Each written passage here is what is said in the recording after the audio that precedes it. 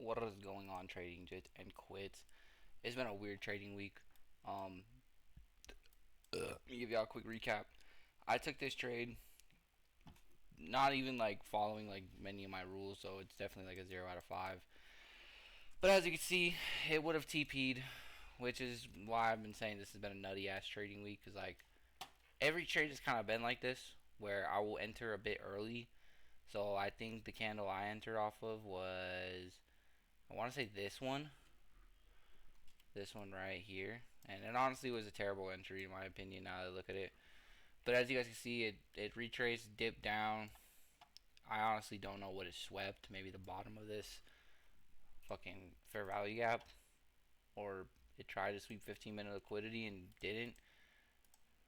But yeah, so in my opinion, most trades this week for me have been where it just kind of, I know it's gonna make me do that, where it'll go down, hit my stop loss like I'm liquidity, and then immediately just hit my TP.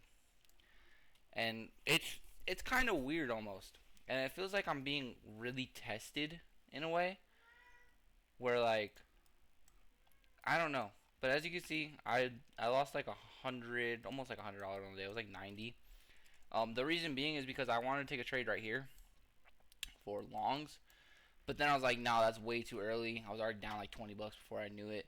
So I was like, fuck it. So then when we came down in here and we tapped the fair value gap, I think that's when I finally like entered because you guys can see my enter positions. And then I got stopped out right about here off of this big push down. And I guess a new rule should be like, instead of having my stop loss at the end of fair value gaps, it should more likely be like at the more recent swing low or like a swing low point. Because honestly, like looking at this now, it's like damn, like I would have took a banger ass trade, and literally it hit TP. Let's see, 5, 10, 15, 20, 25, 30, 35, 40, 45, 50, 55. An hour later, it hit TP, which is pretty nuts. Pretty nuts to think about. I can't be mad at all, and this would have skyrocketed too. I can't be mad at all, but at the end of the day, I do need to really lock the fuck in. So I'm not gonna buy another account just yet. Um, I do. This account has until 580, so 711 minus 580 is 1 6 11. That's 3. Has $131 left to draw down, which is kind of insane now that I think about it. Um, but yeah, we'll try our hardest. Push comes to shove. I'm going to put a little bit of money aside, like in general, of the money I get tomorrow from my little job I'm gonna go work. So push comes to shove, I have money to get another account. I think the strategy I'm gonna do though is I'm not gonna buy that account until I can do I'm gonna aim for 3 profitable days on my Maven account and on this account. And if we can get this account at a drawdown, beautiful. I don't gotta buy another account until it's obviously banished and done.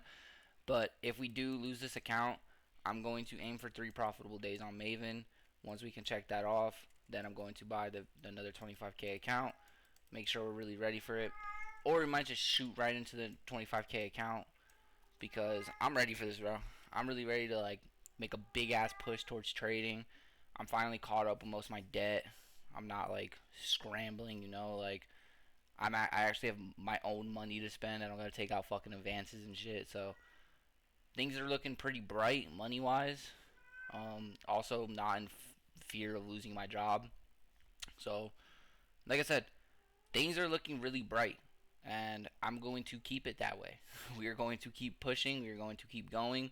We're going to make sure everything's paid, and then yeah, we're just going to fucking go ham on this trading shit. Cause before I know it, prices skyrocket back up to $100 for a fucking account, and that's when it's like, okay, might as well put $100 into a live account and start trading my own money.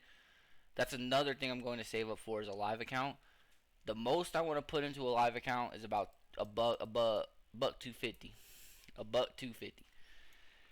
If I get like a crazy month one month for my job, or let's say trading goes well, then we have a small trading account like 500.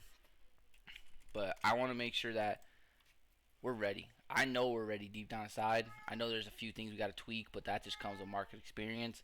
So things like this, what I'm going to learn this weekend from back testing and just chilling out a bit, is that I want to start checking. I want to stop going to the 5 minute, taking trades on the 5 minute. I want my trades to be solely based off of this 15 minute. So like right here, 50 minute fair value gap, we tear down into it, we break out. Then I see that we don't get the candle close we want. We tear back down. We don't sweep this low side that'll break out of market structure. You know what I mean? So then what we do is we wait for this big candle up, and off of this big candle up merges all of these candles right here, and that's where we take a trade, and then that's where we set our stop loss. Price doesn't hit our stop loss, and we come all the way up here for a beautiful 1-to-1. So we're gonna start aiming for shit like that. I'm gonna kind of go back to my old ways of trading. It's gonna be the same strategy, but I used to just solely make sure the 15 minute was my way of trading, because this tells the whole story. 5 minute, no. 1 minute, no. Fucking nothing. It's the 5 minute. It's the 15 minute that solely tells the story of everything. So I love you guys. God bless you guys. We're gonna make this a banger ass week next week. I promise you guys.